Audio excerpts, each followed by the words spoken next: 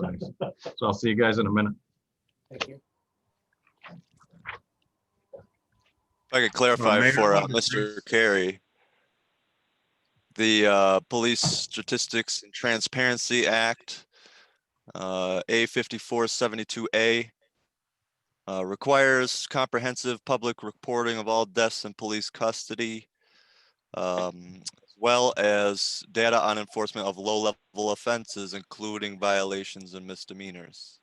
I don't know if that's different from the other ones that you had mentioned or not. I think it's quite similar, and we can still. I've been out of that part of it for a little while, but still, have touch with it. But I think they still have to do their state reports and their reports to the FBI as far as crimes, misdemeanors, so forth and so on. But this would just be in connection. As far as death in police custody, that comes under the corrections law. So therefore, that's been being done for years. So it must be that they've just compiled everything and put it into a special stat act. I believe that police agencies have been doing that and are still doing it, through e-justice, DCJS, the reports of the FBI. And I know that the Commission of Corrections, you have to call them immediately for all in custody deaths. So, and that's been going on for years. Politicians don't make laws. It doesn't seem like we're doing our job, so I can see why the state would try to push something else through that might just be redundant. Right, Well, and just call it a different name, but incorporate everything into one. Yeah, well, and I would hope DCJS is proactive in making that easier for us to do. A lot of it they do, they're not timely with the stats, but I'm hoping that there's some funding that goes with that for DCJS to help us streamline it and make it more readily available. I think that would be great, but they definitely, from what I know, like what has already been said, it is being done. It's just not easy to I can't sit at my desk and print up a report on, how many stops or how many this. I can only do crime reported, but it'd be nice if DCJS helped streamline that or implement it better. I want to apologize to everybody right now for about the first 10 minutes. I forgot to hit record. So, but we are being recorded now. So. If I could say something before we get way too deep into the discussion about the role of the police, there's something I want to address. If you've been following discussions about this committee on social media, there have been a lot of people who've been concerned about statements made by certain members. I just want to, for the record, say that what we're here about is the future. What we're discussing is not an indictment of the chief or the chief designate or any particular officer. With one major exception, all the interactions I've had in my time here with the Olean Police Department, officially and unofficially, have been absolutely professional, effective. It's not that we have a problem now, but if you look at what happened in Bradford recently, they had no problems, and then they changed chief to someone who was really not qualified, was improperly trained, and suddenly they had a scandal. What we need to look at is not only what's happening now, but we have to find ways to safeguard both the police and the community in the future to try to avoid problems when or if bad apples do pop up down the road. And I think that we need to keep that in mind. Be proactive, definitely. Exactly. Yeah. Thank you. Thank you, Pat. So unless anybody else has comments, let's move on to the what functions should the police department perform? So I guess this is kind of just a discussion. What you think our police department, what you'd like to see in a police department, and functions that you heard some of the functions that they perform. Being former law enforcement, I can tell you that I'll just give you a quick little story that I was working a midnight shift, and we had an older lady who called about 1 o'clock in the morning. It was cold out this time of year. And she said her furnace, she couldn't get any heat in the house. So we went over. I went over with those of you who remember Terry Shear. He was a longtime officer. Went over, and so we went down, and we checked her furnace. We checked the pilot light. We checked all that out, and told her that geez, we didn't know what was going on here, and so when we were down in the basement, when we come up, there was coffee made. And she said, well, have a cup of coffee. So we had coffee with her and talked to her, and said, you're probably going to have to call somebody to fix your furnace. We don't know what's wrong, So then Terry said, well, where's your thermostat? So he went over, and the thermostat was turned way down. Oh. Okay. So the very next night, we turned it up, the furnace kicked on, we had our coffee, and we left. Well, the very next night, got the same type of call. And 2 other officers went over. And so we heard the call, and we didn't have cell phones back then. So we drove over and told the officers, here's what's going on. Well, when they walked in, she not only had coffee ready, she had donuts ready. So to make a long story short, she was a very lonely lady, and she wanted somebody to talk to. So she turned her furnace down, and we were able to get her connected with Department of Aging and that way there. But those are some of the things that in a small community that you do as law enforcement. I don't know if the chief said unlocking vehicles, things like that. So having said that, let's have our discussion. And I'm not locked to an hour tonight. If we go an hour and a half, that's fine. So let's have a discussion. What you think our police department should be doing, or functions we should be performing. Well, do we have like on the suggestion here from other people on page 9 of the governor's guideline, do we have that coalition with social workers to help in case of something that the police department can suggest to the that this case is one for like that needs a social worker instead of a policeman? Like, for instance, you did your Department of Agents. Do we have that kind of connection with right now? I believe, my first answer is yes, but I think we can have Ron Richardson talk on that. Danny McGraw can talk about that in the school, his connection with the social workers and that there. So Dan, you want to start off? You want to talk a little bit there? Yeah, so we deal a lot with CPS and also social workers that help out with tenant support and everything like that. I noticed that, I guess it's not a favorite thing to do to have a child arrested. And since I've been the resource officer the last 5 years, I've probably arrested, I don't know, 15 or 20 kids. But I have to say that the kids that I have arrested, I'm probably closer with them than I am with anybody else. And the reason why is because these kids need outside help. Outside help being that they don't have support at home, and I lend out a helping hand in any way I can. And so I know that it's unfavorable to see like kids under the age of 18 be arrested, but the kids that get arrested, in my opinion, need to be arrested because they don't have what they need at home. I mean, so we get CPS involved, probation. There's other groups that help out with, like I said, like attendant support.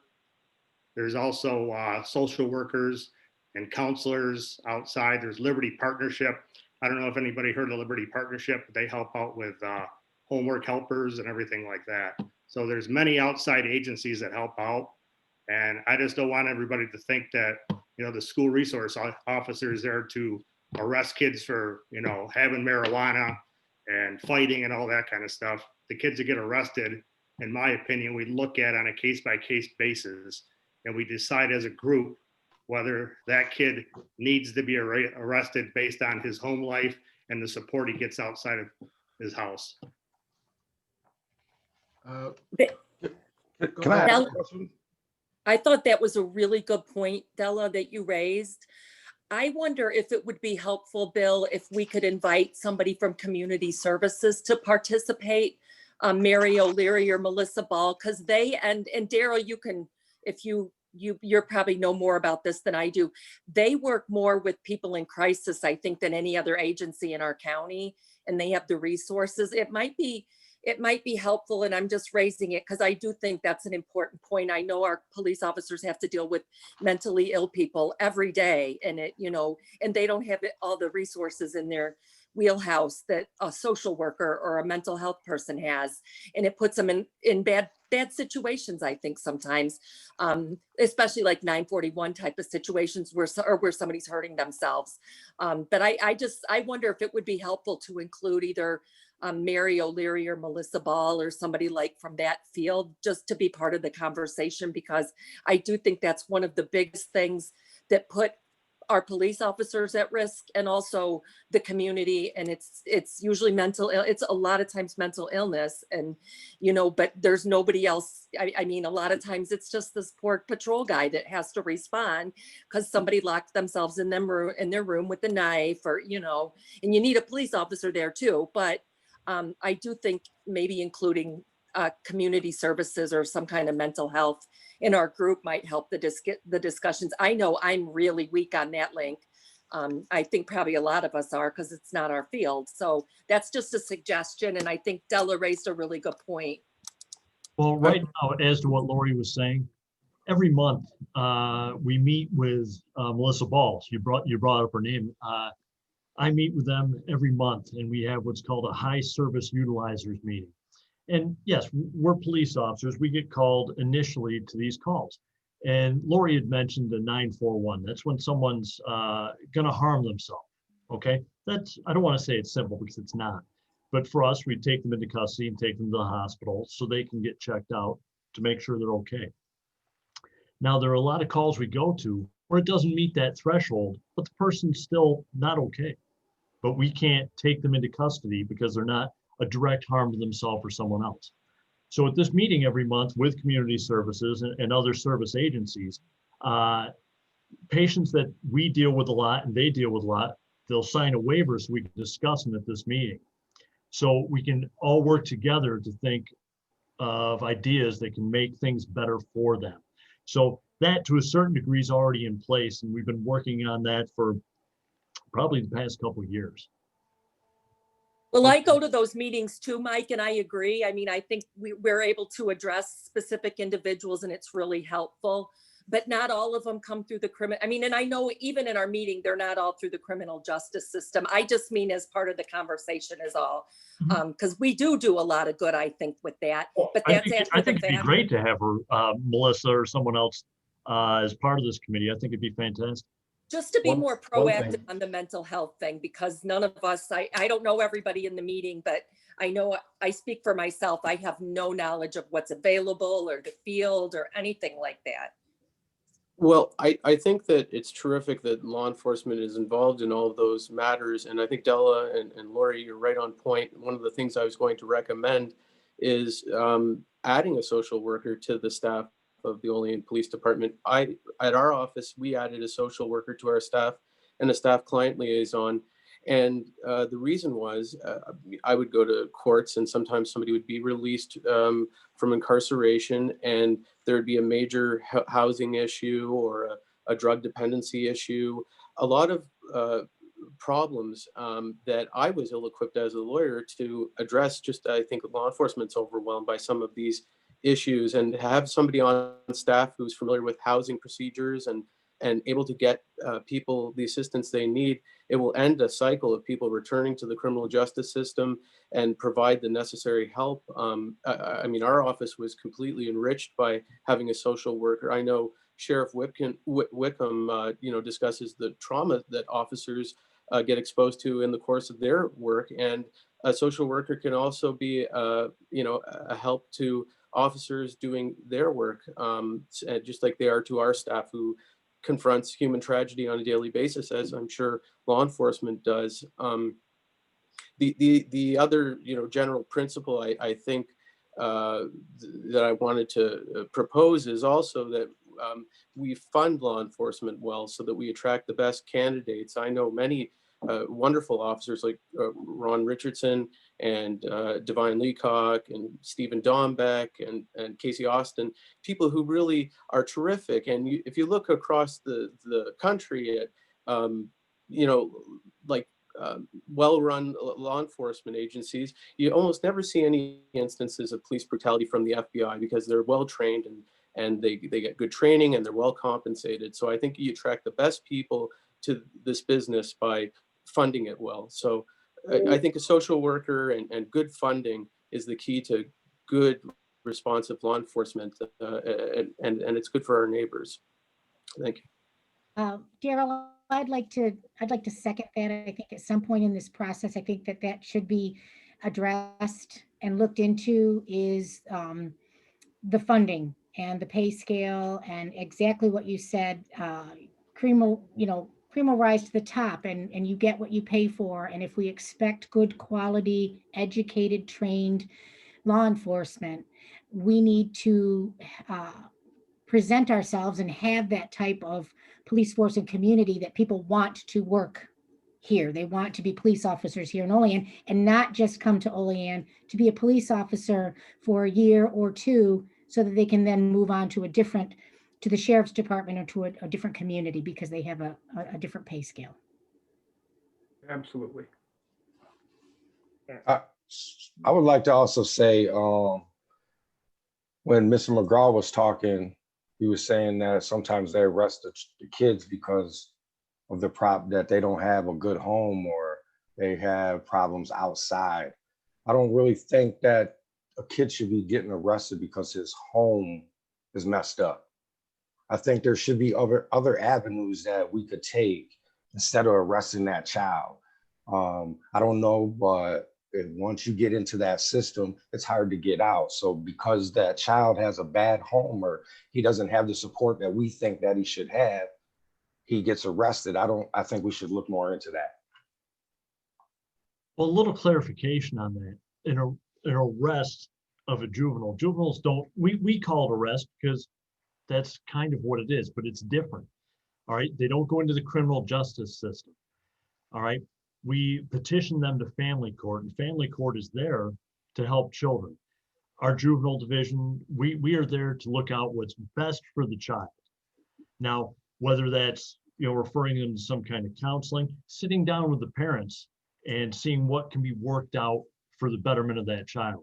And what Dan was referring to, if we sit down with the parents of the child, we don't think that child can succeed by just that.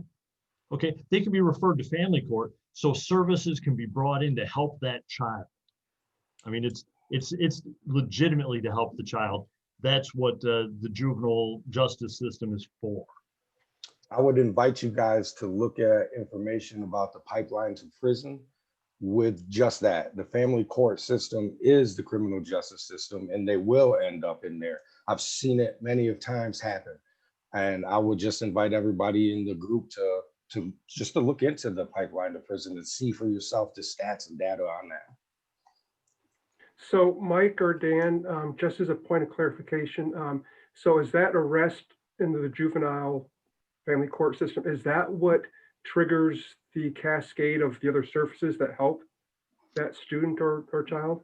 It absolutely can. I'm a former juvenile sergeant for our department. So Dan, I apologize if I'm walking on you. It does. I mean, like I said, an arrest, it's not an arrest. It's petitioning of the family court.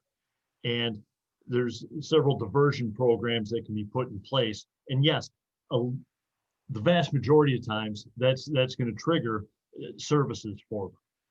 And if we can avoid doing that by working with the family, and we think that can work out, like I said, it's all about what's best for the child. And if we can do that without petitioning the family court, hey, that's ideal. But sometimes that's what we have to do. So are those services available, or can they be plugged into those services without being? Well, like I said, if we talk with the family and the family's okay. all on board, hey, great. But Great, if that okay. support system isn't there for them, unfortunately, that's going to have to be made to happen. Does Yeah. that make sense, Barry? Yes, it does. Thank you. Here's another thought. What about the language that we're using in these situations? Now, a school resource officer, when the average layperson hears arrest, we picture handcuffed behind the back and the perp walk and being fingerprinted and locked up in holding. Why? Maybe if we just refer to it as an intervention, for example, or find another term, because arrest is a very loaded term. Police and school resource officers can and should intervene when there is a problem that needs to be addressed with a child, that they need to have their situation resolved or improved.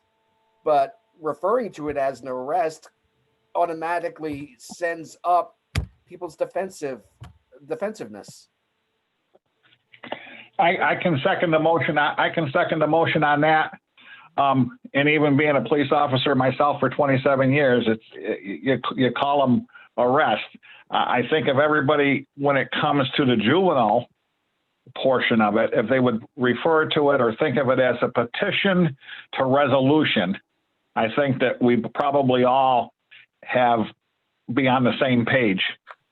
Yeah, and in these juvenile cases, our state recently passed raise the age. Well, a couple of years ago, when it's being implemented, the age is going up for criminal responsibility every year. Like now it's includes 17-year-olds too. In almost all of those cases, especially since bail reform, they're just given an appearance ticket to go to county youth part or to go to family court. And sometimes we do diversion too, where they just go to this, they go through probation. There's a program that probation works with them and, like making sure they go to school, making them get counseling if they need it. And in most of those cases, there is not any type of punishment, but I think the use of the term arrest is maybe a little inaccurate because it's actually more of I'm sorry, my dogs are barking. It's actually more of a appearance ticket in most cases. What happens when them kids violate probation? What happens then?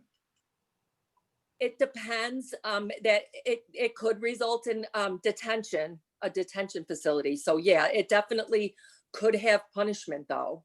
So a kid could end up going to a detention center because he doesn't have a good support system at home. That's not right. I agree, and that I can't say that's not true because I'm sure it is. I've been through the juvenile system. I was placed in a home when I was a teenager. And it all started in school when a kid who didn't like me, and there was nothing beyond that, he just didn't like me for one reason or another. We played baseball together. That's all I knew about him. He's giving me crap for a little while, and he bumps into me in the hallway and he gets in my face. And he puts me in a position where, you're staring each other in the face, and a fight broke out. And a female teacher, stood in between us to try and break us up. And she got hit. And because that teacher got hit, we were both arrested, or petitioned, as you might say. But we both had to attend anger management, and that was the resolution. What did it help? Nothing. So I'm not so sure that police and schools are the end all be all. And as we look to free up resources for other services, that's a great place to start looking. I think I'm that. going to disagree with that one there, because growing up in the city, we've had police officers in our schools as youth, and we actually called them officer friendly. And there were multiple police officers. They knew us by name. We knew them by name. They were great for providing a sense of security. They were also good for giving us someone to look up to, to aspire. And these men and women, they came by, they always had a smile on their face. So they were always approachable. If there was anything, issues or concerns that you had, you could always talk to them and bring up issues, and they would take care of it for you. So I think that, each and every person's experience is unique. It's different. But while we're doing this, let's try to make sure that we keep our personal bias out of the decision-making of what we're discussing. That way we can come up with something neutral. Let's also be sure to take all perspectives into account. I think the juvenile justice system is really beyond the scope of this committee, and it's a thorny and involved issue that we're not going to solve here tonight. I think in our report, we probably should include some language recommending an overall review and overhaul of the juvenile justice system, which would solve a lot of problems that police, especially school resource officers, are having. But I think that we're going to get a little sidetracked if we start discussing the obvious flaws in the juvenile justice system as it exists today. There is a movement, and there's been a movement for many years now in the overhaul of the juvenile justice system. And like Lori stated earlier, the raise the age juvenile justice reform. And, back when I was doing juvenile work, you could get petitioned to family court at the age of, at the age of 15. And at the age of 16, you could actually be arrested in criminal court. So that movement has raised that up to, I believe it's at 18 now for certain things, but they're, so that movement is in process. And you're right, Pat, we can recommend changes in this report, but it's not what, it's things that, and how juveniles are treated, for lack of a better word right now, that can be one of the recommendations in this report. One of the things that I want to, and we haven't touched on with juveniles, we also have youth court. And that's a process that is run by high school students. And it's it's a program where a youth who has done something wrong can go before his peers, and they can sentence them to do some community service or things like that, to and get them some other services too. So there's a lot of different processes, but involving that. But there is, and it's still an ongoing reform. The juvenile justice system is an ongoing reform, and Ty, you're very right. The pipeline to prison was one of the reasons that started that reform, and you see it especially on Rikers. Out in New York, you had 16-year-olds being sent there, and that didn't do them any good at all. It didn't do anybody any good. So the court system has recognized that, and there is a movement, and continues to be a movement for juvenile justice reform. Bill, Karen, go ahead. I look at this committee and working for as many years as I did for the state, I get this feeling that there's going to be funding tied to the outcomes. Mm-hmm. And I do feel that the state's going to come down with some blanket, policies that all police will have to, live by. Just to make a mental note here, do we have enough resource officers in our school? Is Dan our only one right now? Do we need more? Yeah, he's Uh, he's our only one right now. When the program first started, we had two. We had one in the high school and one in the middle school. And then as funding, but those programs were almost completely funded. And and then when the funding went away, the city and the school district shares cost for the officer in the schools.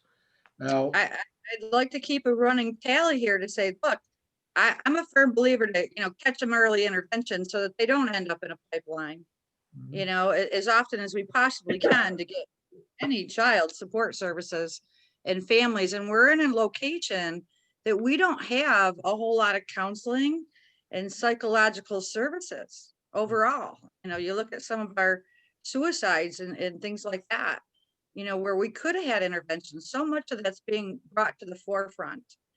Do the police officers need more secretarial support, or, to keep them on the street? If we had them all inside doing paperwork, what good are they?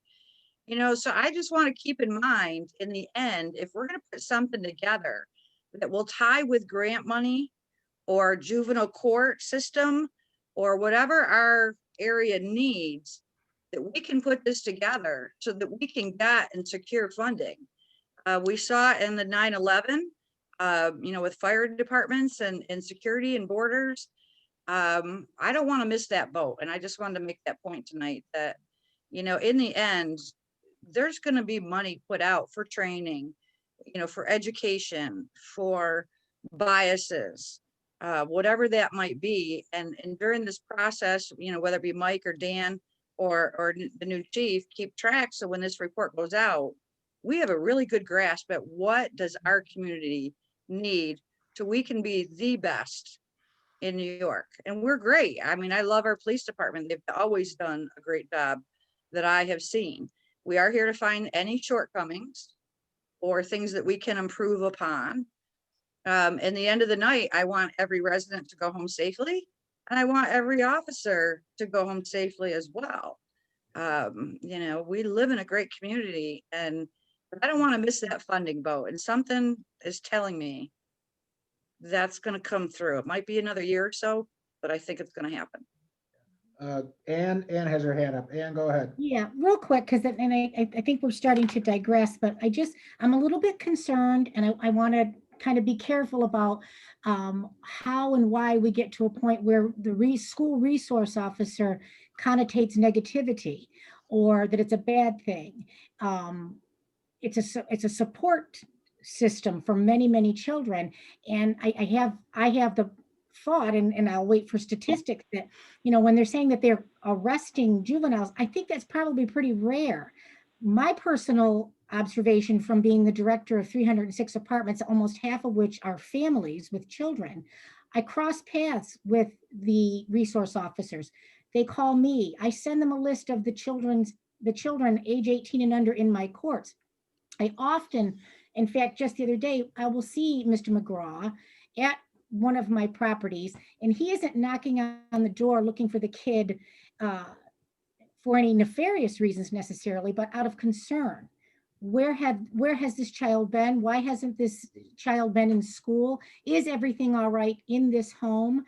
And there's an undercurrent of negativity about a school resource officer when it's not necessarily something I'm comfortable with, because they're there as a support network for kids to go to if they need help, if they need to talk to somebody, in addition to the resource officer being there to intervene when there's legal issues and so forth. So I want to try to understand more the negative connotations of the school resource officer. I don't see it. That's not part of my experience with the school resource officer. Mickey has his hand up. Go ahead, Mickey. Yeah, I thought it would be best, just in keeping with the topic as well as to answer your question, Ann, to read directly from the workbook that we all have. There's a paragraph on page 19, specifically talking about should law enforcement have a presence in schools, and the conclusion paragraph to that section says, If you have SROs in your schools, consider the creation of a memorandum of understanding or agreement between the police department and the school district so as to clearly establish their roles and responsibilities. For example, these provisions could limit or eliminate altogether police involvement in student discipline matters or require special training for SROs in conflict resolution and alternatives to arrest when dealing with youth truancy in a school setting. So, it is something I that don't I've, understand how that's directed at me and my presentation about, I just don't like the negative connotation. That's all I'm just saying I don't particularly understand or where a negative connotation comes from. I support processes and more defined job descriptions if you want, or what you're presenting. Yeah, that's great. And I support that completely, but I'm not sure how directing that at me was a response to me just expressing my opinion about the negative connotations of school resources. sure. I don't know about negative connotations, but the idea here in reforming and reinventing police is to limit the amount of interactions police have with young people, especially in a school setting. What about positive interaction? Once again, I think we also, if you could just read it, there's good stuff. Sure. Yeah, gladly, Mickey. But again, I'm confused at why you're directing it at my comment about negative connotations. It's not. I don't know what The two don't go hand in hand. I'm going to read that as soon as we're done. Thanks for pointing out the exact chapter and place within the literature that we were provided. I'll look right into that. Thank you. Okay, I got Greg Carey, if I can make a comment. Yeah, Greg, you're up next. And Kenny Wright is next. He wants to make a comment too. So Greg, go, and then Kenny will get you. I think what we all have to keep in mind during this whole process is I don't think that our mission is to reinvent the police. I believe if we really look into the guidelines and the purpose of the police reform in Reinvention Collaborative is so that the community has more of a say-so in policing and the police interact and have more of a base with the community. Now, in my opinion, there's no better place to start than with young children when it comes to interacting with the police. It's community policing. The old saying, today's children, tomorrow adults. So if we could start the interaction in the community policing with the young adults and the children in the schools now, then that keeps a good relationship between community as they get older and as they grow, between the community and the police. And I think that's what part of our objective is. You read all this 100 and some pages in this thing, in my opinion, that's what this is all about. The police and the community working together and making things happen together and having a better interaction with each other. Kenny? I just wanted to touch on school resource officer just for a minute. The School to the Prison Pipeline is the name of the book that Ty was referring to. It's something that I've had national training on probably 14 years. This has been discussed in larger cities like Baltimore, New York City, Los Angeles, Chicago. And as Vern was saying, in this bigger cities like he went to, and the schools that he went to, school resource officers are huge assets.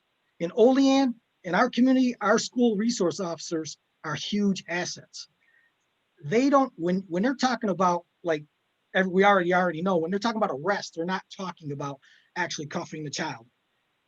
I've seen our school resource officer do things, talk to kids in the weight room and calm them down when they've had bad days. That's what they do here. They don't do the same things that they do in the bigger cities. So I kind of want to, like Ann was saying, I don't want people to start trying to think that our school resource officers are the same as the ones that are in Chicago or in Los Angeles, because that's the reason why the governor wanted us to do these for our individual communities, rather than just pass a bunch of laws and force them down our throats.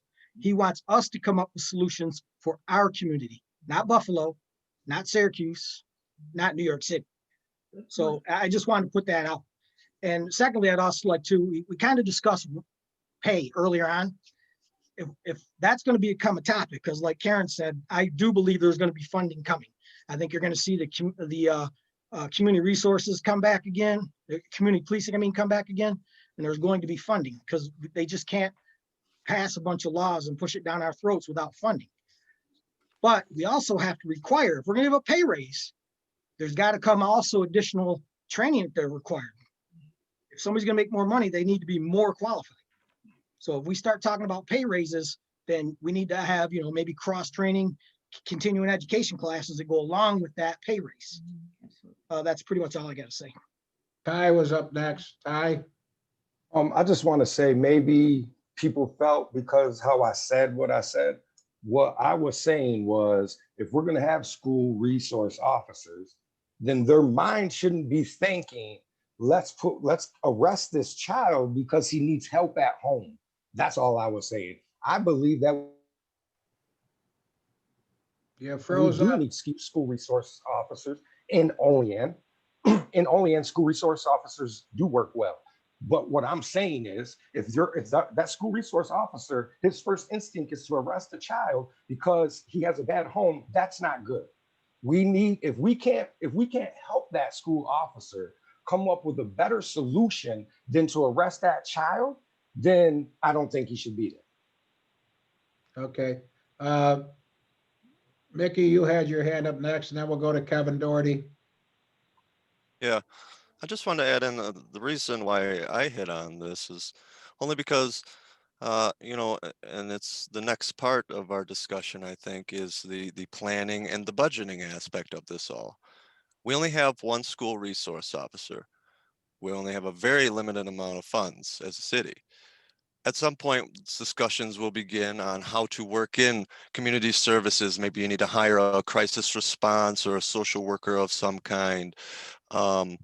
Doing community policing, having extra time available to walk the beat, things like that. You're going to have to look at things, where can we save money and stuff like that, because there's not a whole lot of money coming in from anywhere at the moment. And as far as, grants and state funding, you can't always rely on that. So we have to budget from within on this. So just to keep that in mind going forward, and noting that we are a pretty small city, and we only have one school resource officer, that seems like a go-to thing if we need to free up some resources. Kevin Doherty, and then we'll bring you back, Kenny, okay? So I want to touch on something that I think Karen originally brought up and then Kenny just brought up was the funding. So as I'm sure Lori can speak to, Chief Rowley, I don't know how much Officer Marshfelder or Ron have to say on this, but I'm sure they're all well aware, as well as you are, Mayor, that unfunded mandates come down from the state all the time. The most recent, the Bail Reform Act, and what is it? This reporting, we have to give evidence over within 48 hours. We have to drop all charges or something like that. Our police department had to put men on the task for just that task alone of submitting resources to somebody to monitor all the reports and everything like that and send them off to the DA's office within 48 hours. Like that's something, and then their office has to have somebody that's collecting them all so that and then just all these unfunded mandates, and maybe grant funding will be there down the road, but you never know, right? Like it's one of those things that you can't count on. As Mickey just said, you really can't count on any of that to be funded. So anything that we do, and I'm all for bolstering the pay raise to initiated officer to new officers coming in to be an incentive to come to our area, so we're not just a stepping stone to give them experience to be to a higher pay raised area, like the sheriff's department or the state troopers I hear have primo bennies, and that's where we're losing them all to. But at the same time, we also have to figure out how to pay for it. officers walking the beat, that's extra man hours, that's overtime, that's additional officers, that what have you. Every one of these things, it all comes down to dollars and cents. And I give you guys all the money I have into the coffers to help pay for that, but I'm just one guy, and that'd probably be a drop in the bucket on one officer's pay. So just to throw in my 2 cents about the dollars and cents. But also, Kevin, let's get one thing clear. Public safety has to be the main priority of any city. Police departments are something that you defund less important things to keep funded when there's a crisis. Yes, Sure. there may be some grants coming down the road. It would be nice, but we still need to try to figure out how can we give the police the resources they need to be effective in their job. Now, when I was running last year, all up along North 2nd and 3rd Street, I had people say that they were constantly having things stolen from their porches, that they were afraid of violence breaking out. And the one thing that they thought would solve that would be police walking the beat again. Now, the Olean police are overworked. I don't deny that. We need to hire new officers, and we will find the money to do that if we have the will to do it. Yes, I guess I'm up. The mayor wasn't here to call on me, but I'd like to say, Kevin, what do you think about maybe a 15% property tax reduction for any police officer who would be willing to live in the city as part of a pay raise? That's something you could do without having to find additional funding. Secondly, I'd like to say, I think we should have a second resource officer in the middle school, because sometimes it takes a child, like Vern says, to have a role model, to have them understand how to achieve things, somebody they can go to and talk to and don't have to be afraid of the police. As someone who worked inside of a federal prison for 23 years, I've seen a lot of guys that ended up in jail because they didn't have that one role model when they were 8, 9, 10 years old.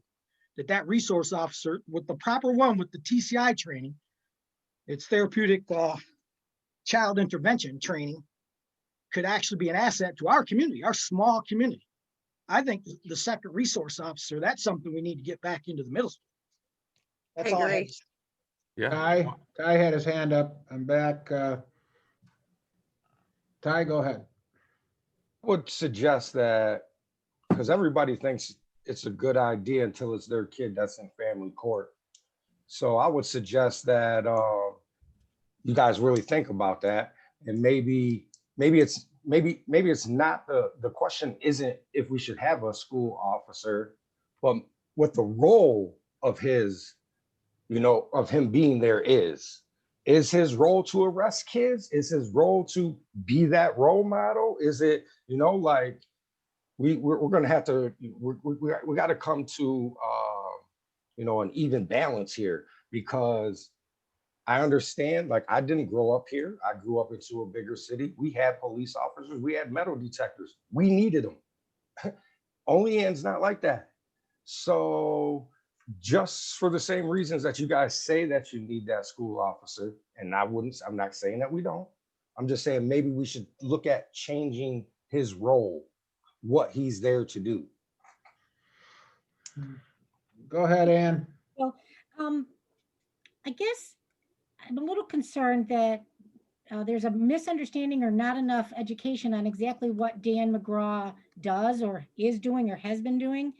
I would urge you all to simply Google Dan McGraw, Olean Resource Officer, and you will be enlightened that he's not walking the halls arresting our students. He's delivering lunches. He's fixing computers. He's de-escalating situations. He is the resource officer of the year in New York State. I have to interject that I think that we have to look at specifically what Dan McGraw is doing and what his job description says. And he's not walking the halls arresting children. I think that's a misconception that's being perpetrated here.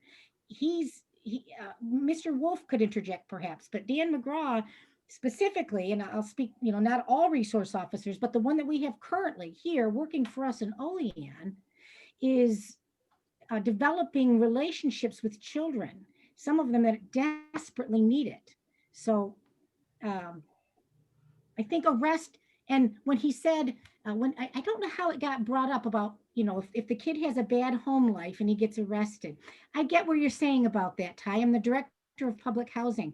I know that there are an awful lot of children that are on a slippery slope, and it's because they're not getting the support they need in their home. I understand that. And I think that maybe was misworded right out the gate, right off the bat.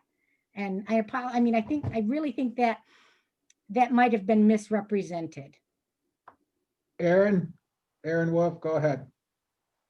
Yeah, I just wanted to say, first of all, that it's been really interesting, just from an educator standpoint, to hear the dialogue this evening, because I can speak completely towards Dan's work in the school. I've been in the school 4 years, so I'm really young in the system in Olean, but I've been in education for 17 years.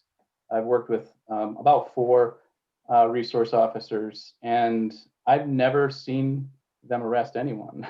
Now I know what Dan speaks of, and I do think it's certainly more of an intervention that occurs. But the things that I've seen happen and I was a high school principal too prior to coming to Olean, just so I had a little history with some of the behaviors that can enter into a school. And we always relied very heavily on those individuals who were resource officers for support to a situation that we sometimes didn't know the whole story behind. And we needed that added layer of support that wasn't from a law enforcement standpoint at all. And so I can just speak towards that, those are my experiences. And then the other thing I just wanted to say quickly is I find it also very interesting that, when we're discussing concepts related to policing and community policies, that we've spent an interestingly a large amount of time discussing schools. I find that very interesting because I think that what it does is it raises the issue, which I think Ty pointed out very early, which is we have a responsibility in how we are communicating what the police should do and be seen as in our schools, because it's a critical and important concept. And I've heard the word community mentioned so many times in this discussion. We are a community, and therefore we need to rely on one another to adequately support and communicate what the police force should and ought to do. And I think it starts in schools. I think that's a great, and so what it does for me real quickly is I think it raises the concept of how do we as schools have our own policies in place to adequately address some of these misconceptions that might be out there. But just real quickly, speaking only as a small portion of Olean City School District, we value very, very much the school resource officers. We've talked many, many times about wanting more, and it is very similar to a funding issue that we face as well. So I just wanted to say that quickly and just interject there a little bit. Thank you. Go ahead, Mickey. We've spent an awful lot of time on the school resource officer, and I think we might want to move this forward a little bit about what other functions of the police, what other functions should police be performing. So Mickey, we'll let you make one more comment on that, and then I think we should move on. I think we've got a clear picture on what's with the school resource officers so far, and that can be in our final plan recommendation for that. One item of many to come, and I thank you, Mr. Mayor, for allowing us to meet weekly now. I actually want to close that out with a question to Mr. McGraw. In the school, hopefully you can hear me, Dan. In the school, are you intervening in student disciplinary actions, or is that left completely in the hands of the administration? That is left in the hands of the administration. pretty much what I do is I walk the halls of the school. I participate in activities such as like the weight room, and I go to high school events such as sporting events, concerts, and stuff like that. And based on what I see, if I see a kid having a bad day, I'll sit down next to him, discuss what's going on. If I see a kid, you know, he punches a locker when he walks by, I might go for a walk with him, find out what their deal is, see if I can help out. I also make deals with kids that are having hard time doing work. You know, I'll offer them like a lunch. You know, you go to class for 5 days in a row, I'll buy you a taste of pizza. You do this and I'll do this for you. So that's pretty much my role. I mean, I also take care of problems when like there's criminal mischief to the school or fights or whatever like that. I mean, I might have to intervene with discipline where there could be someone petitioned to family court. But for the most part, I'm just there as a helping hand and try to get the kid turned around to do other things. So there's no like, scared straight sort of thing where you go in the principal's office and say, look, buddy, I've seen this before. You're headed down a bad path. None of that stuff happens.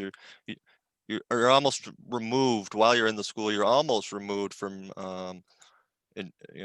public safety, typical police officer things. It sounds like you're there as, a school official. It's a program, and we can give you more information on the school resource officer program. But I think we've significantly covered this, and I think we should move on here to give other people a chance to talk about what they think our police department should be doing. So, agreed? Everybody agree with that? All right, thank you. Pab, go ahead. Chief, here's a question. Some cities and counties have established the 311 number for non-emergency situations. It is great that the Olean police are able to help in non-emergency situations, but it might not be a bad idea when the calls come in that aren't an emergency and they know they're not an emergency, that they go to an operator who can then connect them with social workers or with aid organizations. I know it would probably have to be done at the county level, and again, we would need grant money to do it. But do you think that a 311 number might help you lessen your workload? I think it would. When I left the department, there was a number that you could call, and it had all these resources. And I don't know, is that still Mike or Danny or Ron? Do you know if that's still active? Not that I know of. Whenever we need something after hours, we generally call the county and see who was on call. If it's a social worker or child protection services, the county is our resource.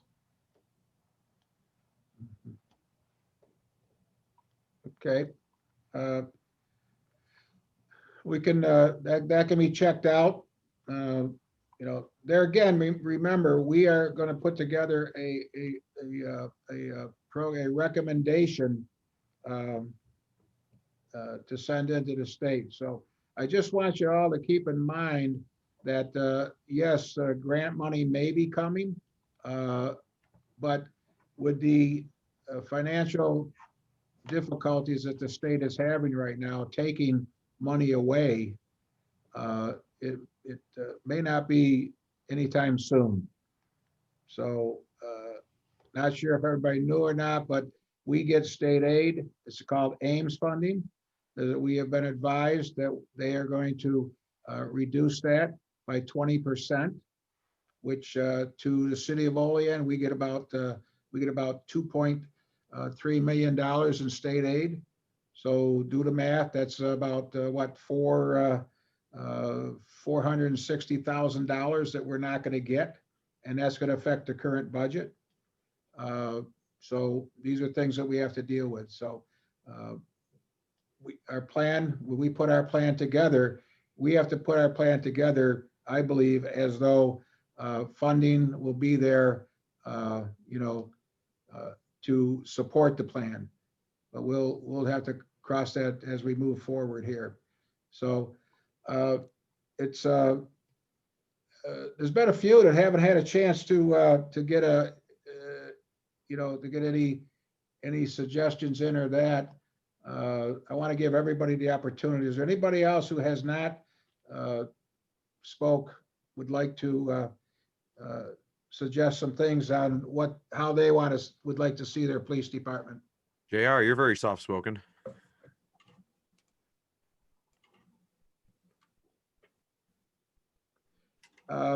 Kim, I hate to put you on the spot, but I know you have been a social worker. Do you have any thoughts on what we've been talking about here? Well, when I was a social worker, I did a lot of work within the criminal justice system.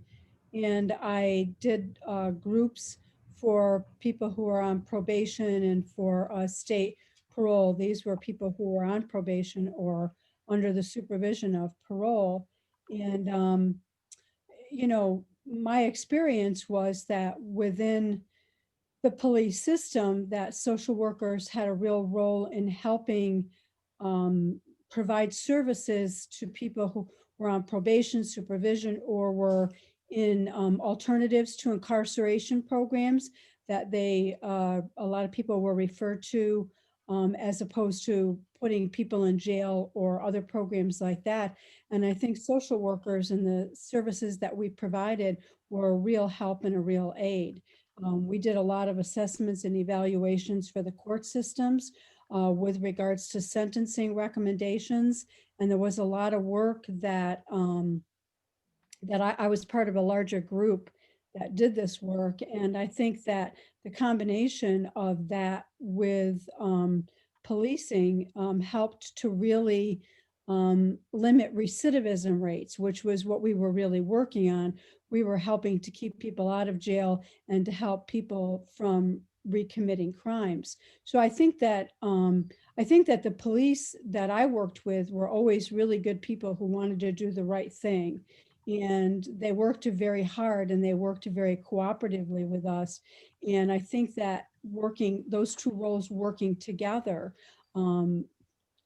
really help provide services to keep the numbers down in the local jails and the state correctional facilities. So, I think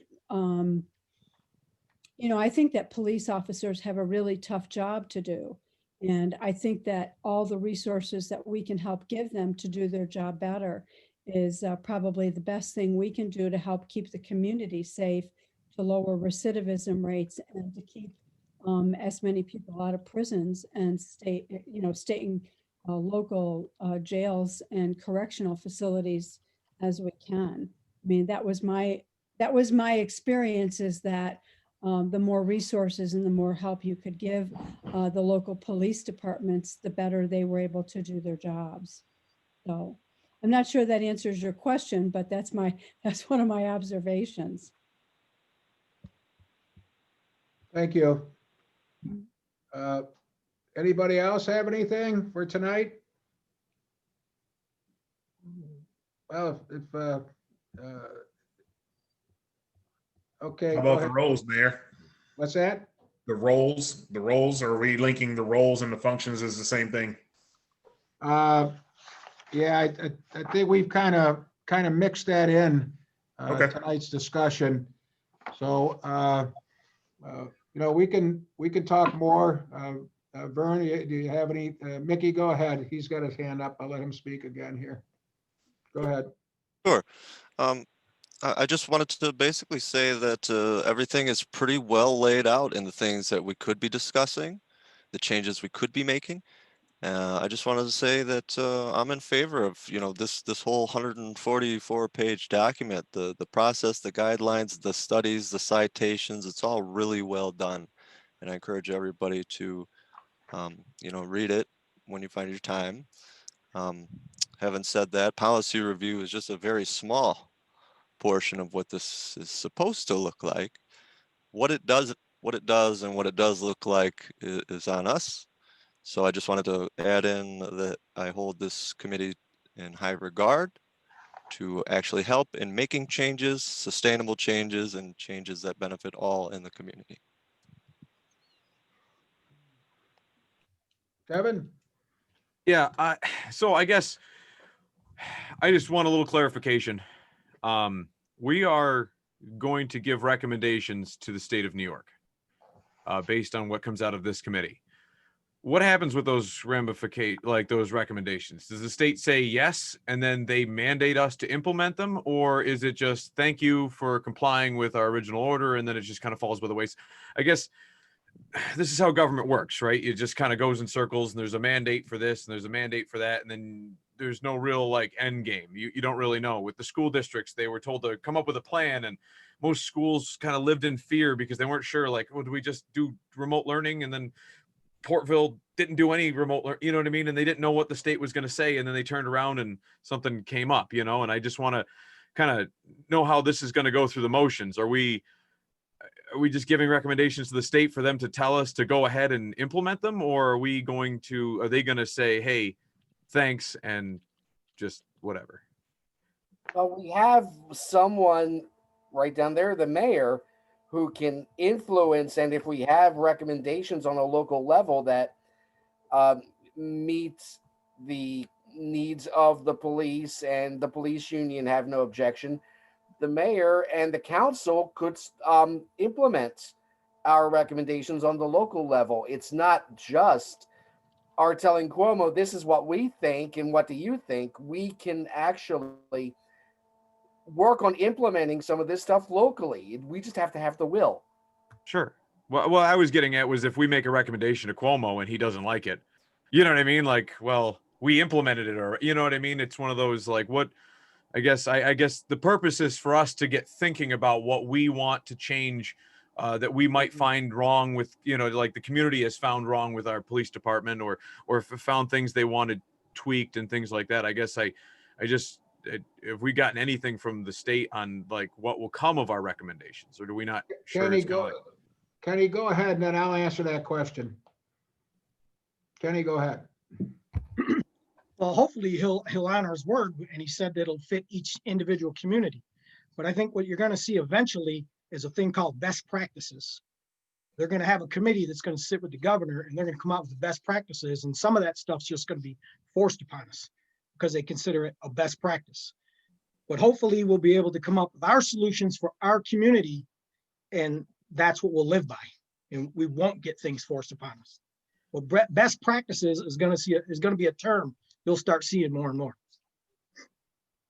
Okay, when I sat in on the webinar with the representatives of the state, to answer the short answer, Kevin, to you is that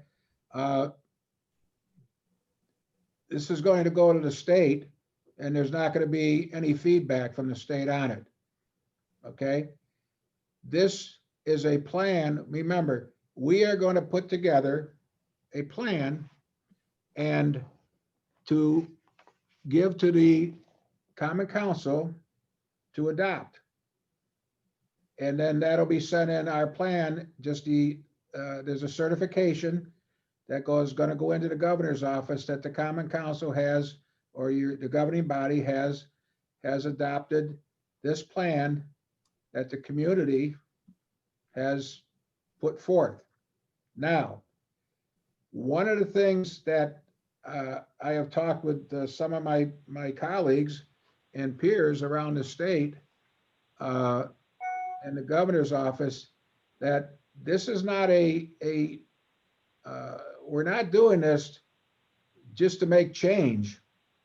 We are taking a look through all of you, the different aspects of our community. We're taking a look at this to say, okay, do we need change? Does Olean, New York need change? Okay, now we've got to get, and it's been said here that Olean is not Buffalo, Olean is not Jamestown, Olean is not any of the big cities. Okay? What do we want? What do our citizens of Olean want? Okay? All the policies that you were just given to look at. As our police department following policies that have been set forth? Can those policies maybe be tweaked? All right? But this is not a witch hunt against our police department.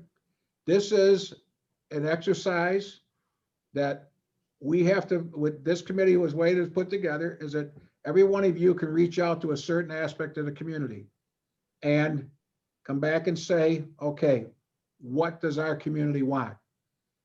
Does our community want? I mean, we spent a lot of time tonight on the SRO, and gauging from the conversation here, the SRO is a good program. Okay, so we've got to get focused now back on others. One of the recommendations, okay, from tonight was to add a social worker to the Olean Police Department staff. That can be in our plan. Okay, there's a recommendation that that position be added to the plan. It is a recommendation to get officers on a department, a better quality or not a better quality. We've got good quality officers, but to bring in better, I think the term was used, better candidates. A 15% tax cut should be offered to those who are willing to move in the city or to be in the city. So these are the things that this committee has been entrusted to do. So I asked everybody from the start to keep an open mind. And that's what I will continue to ask you to do, that and think about what is the best for our community. So, make sense? Makes sense. Yes, sir. Karen? Looking at what we have here, and you heard me say earlier, I want every officer to go home safely. I'm sure somewhere there, and I'll put that in the incoming Chief Richardson's position. Is there equipment or training or body cameras, nightsticks, electronics, whatever, what is it that you need, that you feel you would be successful or need here in our environment? When we say we're not Buffalo, I get it. I don't think we're so far away. They're not. Let's go back to 1974. We know what happened. We know we had a shooter. We're not far enough away to think it can't happen here. Well, it And can I think a happen lot here. of people in our community, and Ron, you can attest, because I know you have repeat offenders. We all know we have, drug issues coming down from the cities and dealers. But what is it that you need, whether that be training, equipment? What's your wish list, so to speak? Because, again, if you haven't had new vests in 35 years, I kind of feel a responsibility to say, let's get this on a list and get, your training and your top-notch things that you need. Like I said, somewhere along the lines, we either got to come up with money, we're going to receive money, or we're going to have to put a goal on the back burner as a 5-year goal or something. Small cities, we have small budgets. We all know it. And there's never a time that I will complain about my taxes for OPD or Olean Fire, because they're the best services our city have, without a doubt. So, I have no problems with that. I get the budget issues, but how many times in the last 10 years have you been said, we can't afford that? We want this, we need this for our protection of, to address these issues. I think I'd like to see something like a wish list of equipment or things that would help you. And I also want to point out tonight before we go, don't ever Mike or Dan, our SRO officer, I think, is phenomenal. And I don't want you guys to feel, because a lot of these are questions and we're still learning. that it's a personal attack. It's not that. I just know I'm here to get you the best that you can be for all of us. So that's my good night speech for tonight. Thank you, Karen. Darren, you had your hand up in the back there. I believe you want to say something, Darren? Go right ahead.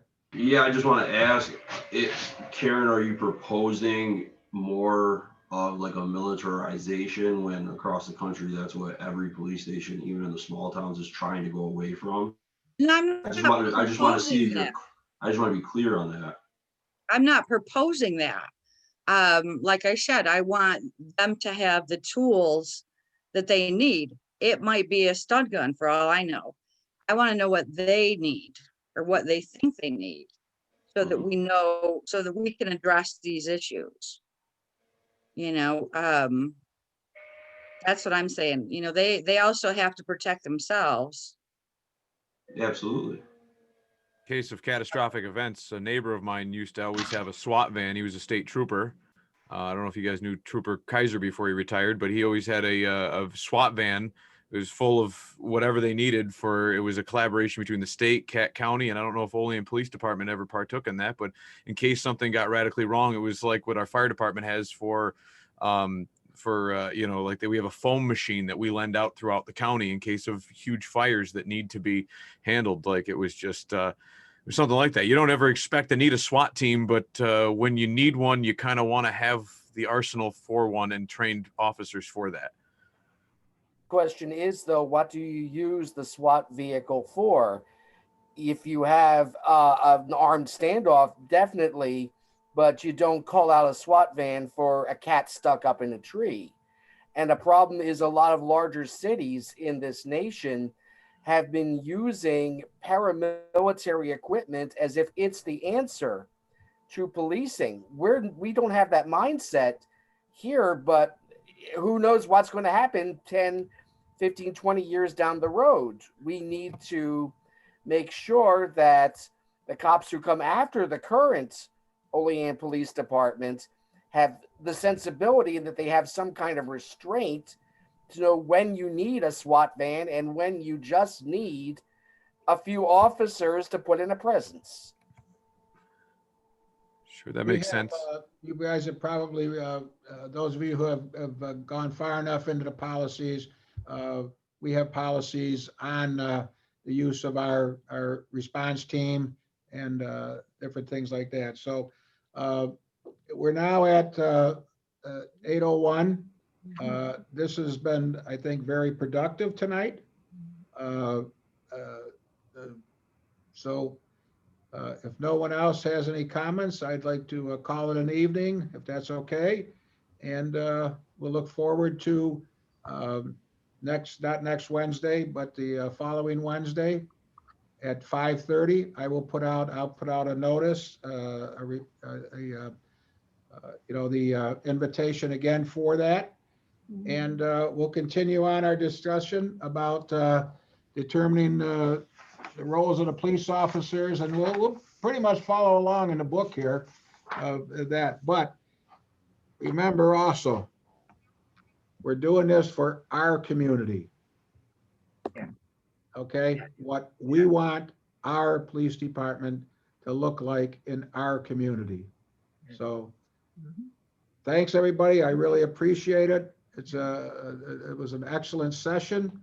Everyone, please have a very happy holiday season. Merry Christmas if I don't see you. And please enjoy that with your families. You too. You too. Everybody. Same here. Yeah. Thank you. Have a good evening. Thank I'd you. just Have a like good night. to say thank you to everybody for agreeing, for the mayor saying that we could do extra time and everybody had agreeing to that, because this is something serious that we do need time to work on. So I'd just like to thank everybody for agreeing to that and mayor for offering that. Good idea, Ty. I think we can plan on at least an hour and a half for every session, okay? Okay. Yes, sir. Sounds good. It's the great, Yeah, as holidays, Smokey everybody. Robinson would say, happy Chinooka. Take care, guys. Good night. Have a good night. Good Thanks, night. everybody. Remember, if you have any questions offline, call me at the office here or stop by and see me. Okay? Yes, God sir. bless. Thank you. Night.